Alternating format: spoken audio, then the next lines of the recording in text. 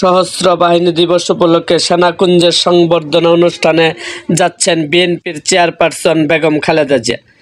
বৃহস্পতিবার বেলা 3:30টায় সেনাকুঞ্জের উদ্দেশ্যে গুলশানের বাসা থেকে বের হবেন বিএনপির চেয়ারপারসন। আজ বুধবার গণমাধ্যমকে বিষয়টি নিশ্চিত করেছেন বিএনপির চেয়ারপারসনের একান্ত সচিব এ.বি.এম আব্দুস সাত্তার। 2018 সালের পর খালেদা জিয়া এই প্রথম প্রকাশ্যে কোনো কর্মসূচিতে অংশগ্রহণ করছেন। এর আগে 2018 সালের 5ই ফেব্রুয়ারি সর্বশেষ সিলেট সফর করেন তিনি। জানা যায়, খালেদা জিয়ার পাশাপাশি 2009 সালের পর এবারই প্রথম বিএনপির ভারপ্রাপ্ত চেয়ারম্যান তারেক রহমানকে এই অনুষ্ঠানে আমন্ত্রণ জানানো হয়েছে। এবছর সশস্ত্র বাহিনী দিবসের অনুষ্ঠানে বিএনপির 26 জন আমন্ত্রণ পেয়েছে। এর মধ্যে রয়েছে বিএনপির মহাসচিব মির্জা ফখরুল ইসলাম আলমগীর এবং স্থায়ী কমিটির সদস্য ও ভাইস চেয়ারম্যান পদমর্যাদার নেতা।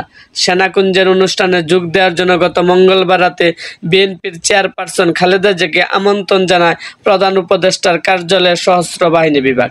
সেনাবাহিনীর chief of general staff CCS lieutenant general Mizanur Rahman Shamim এবং সশস্ত্র বাহিনীর বিভাগের principal staff officer PSO lieutenant general ASM Kamrul Ahsan আমন্ত্রণপত্র বিএনপির চেয়ারপারসনের কাছে পৌঁছে দেন।